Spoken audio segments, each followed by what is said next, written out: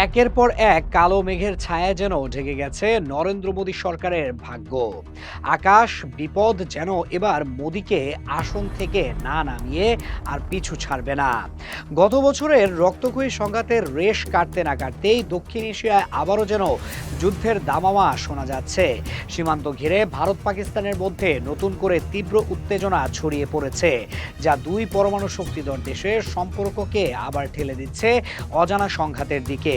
বাইরে থেকে সবকিছু শান্ত মনে হলেও কূটনৈতিক নীরবতার আড়ালে উত্তাপ যে বাড়ছে তারই ভেতর ইসলামাবাদ থেকে এলো ভয় ধরানো এক দাবি।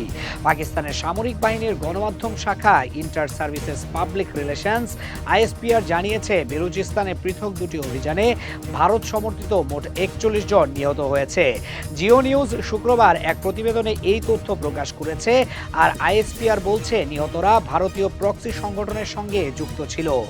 আইএসপিআর এর বিবৃতিতে বলা হয় ২৯ জানুয়ারি গোয়েন্দা তথ্যের ভিত্তিতে প্রথম অভিযানটি চালানো হয় হরনাই জেলার উপকণ্ঠে। সেখানে প্রক্সি বাহিনীর উপস্থিতির খবর পেয়ে নিরাপত্তা বাহিনী তাদের আস্তানায় অভিযান শুরু করে।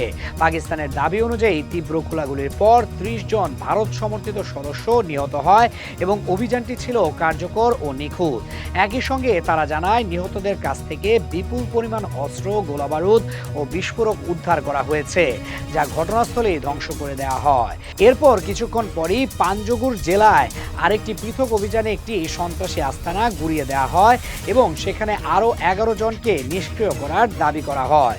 বিবৃতিতে আরও বলা হয় নিহতদের কাছ থেকে ২০২৫ সালের ১৫ ডিসেম্বর পাঞ্জগুরে সংঘটিত ব্যাংক ডাকাতির লুট করা অর্থ উদ্ধার হয়েছে এবং এসব ব্যক্তি অতীতে একাধিক সন্ত্রাসী কর্মকাণ্ডে জড়িত ছিল।